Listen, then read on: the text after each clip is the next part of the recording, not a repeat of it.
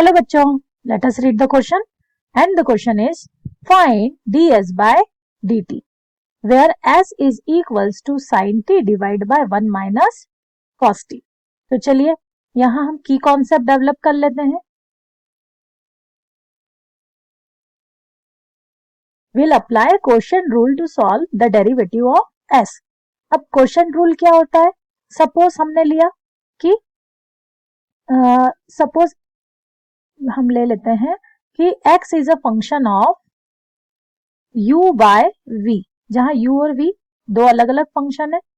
तो quotient rule apply करें अगर हम, तो डेरिवेटिव ऑफ x, जिसे x डैश से लिख सकते हैं, that will be equal to, in denominator this will be the square of v, v will be constant in numerator and derivative of u, that is u dash, minus u will constant into derivative of v dash.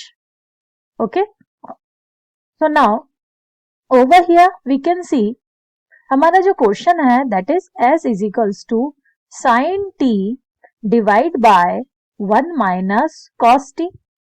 तो हम ds by dt find अगर करें, so this will apply a quotient rule. Quotient rule कहता है सबसे पहले denominator का square कर दीजिए, so 1 minus cos t whole square. The denominator will remain constant in numerator and take the derivative of numerator. Numerator का derivative क्या होगा?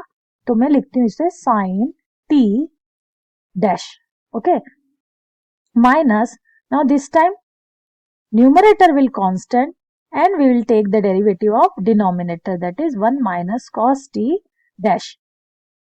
Now furthermore when we will solve 1 minus cos t, sin t का derivation हो गया हमारे पास, sin का derivative cos, तो ये हो जाएगा हमारे पास cos t minus sin t will remain constant and 1 का डेरिवेटिव हो जाएगा 0 माइनस cos का डेरिवेटिव हो जाएगा minus sine, so minus sine t divide by 1 minus cos t whole square.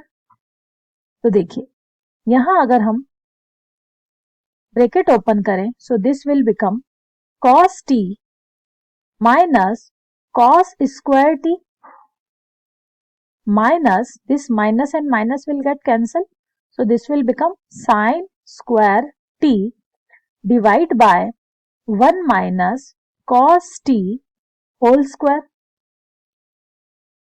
Now we can see cos t, if I take minus common, so this will become cos square t plus sin square t, sin square t। तो ये हो जाएगा हमारा bye identity, हम इसे 1 लिख सकते हैं, 1 minus cos t whole square. देखिए ये हो जाएगी वैल्यू 1, है ना, तो हम लिखेंगे कॉस टी माइनस 1। अब अगर मैं माइनस कॉमन ले लूं तो हो जाएगा मेरा 1 minus cos t divide by 1 minus cos t whole square. Now एक जो टर्म है, ये पूरी टर्म इस स्क्वायर को 1 टाइम कैंसिल कर देगी, तो हमारा फाइनल आंसर हो जाएगा -1 divide by 1 minus cos t. This is the value of ds by dt। यही हमारा फाइनल आंसर है इस क्वेश्चन का।